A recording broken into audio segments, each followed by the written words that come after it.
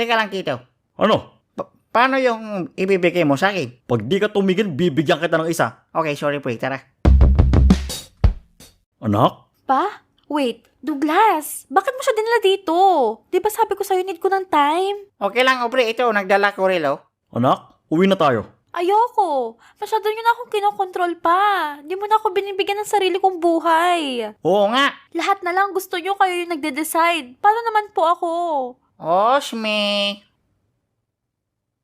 Okay, sorry. Alam mo naman anak, gusto ko lang na ikakaayos ng future mo. May point siya, Aubrey. Bilang ama, pinoprotektahan lang kita para maging maayos ang decision making mo. O, di ba, Aubrey? Intindihin mo rin kasi si Tito. Ano ba, Douglas? Hindi ka nakakatulong. Kung wala ka matinong sasabihin, manahimik ka lang. Ito na nga, may sasabihin ako. Para sa inyong dalawa, baby loves and father-in-law.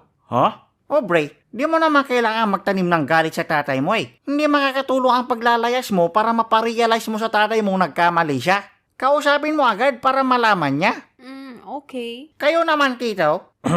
Bestie, hindi nyo naman dapat kontrolin ang buhay ng anak nyo. Ano tingin nyo sa kanya, computer? Hindi. Speaking of computer, Aubrey, keyboard ka ba? Alam ko na yan. Kasi type mo ako? Hindi. Sige, bakit? Papindot nga. Bastos ka. Okay, kalma.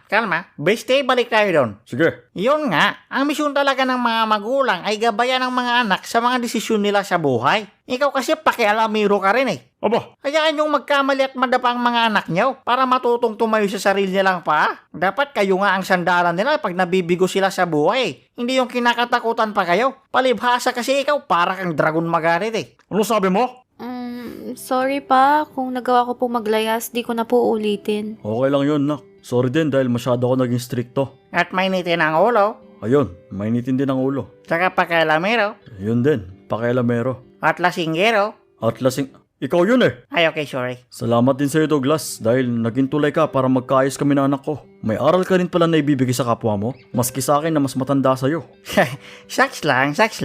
Sige, pwede ka na ulit pumasok sa bahay namin para ligawan ng anak ko. Ayo, salamat bestie. Sige, uwi na kami. Ikaw, saan palakad mo? Huwag kang mag-iinom ngayong gabi ha. Sige po, ingat. Ang sabi ko, wala nang inom ngayong gabi ha. Opo, Tito, hindi na. Uwi na rin ako. Pangako? Promise?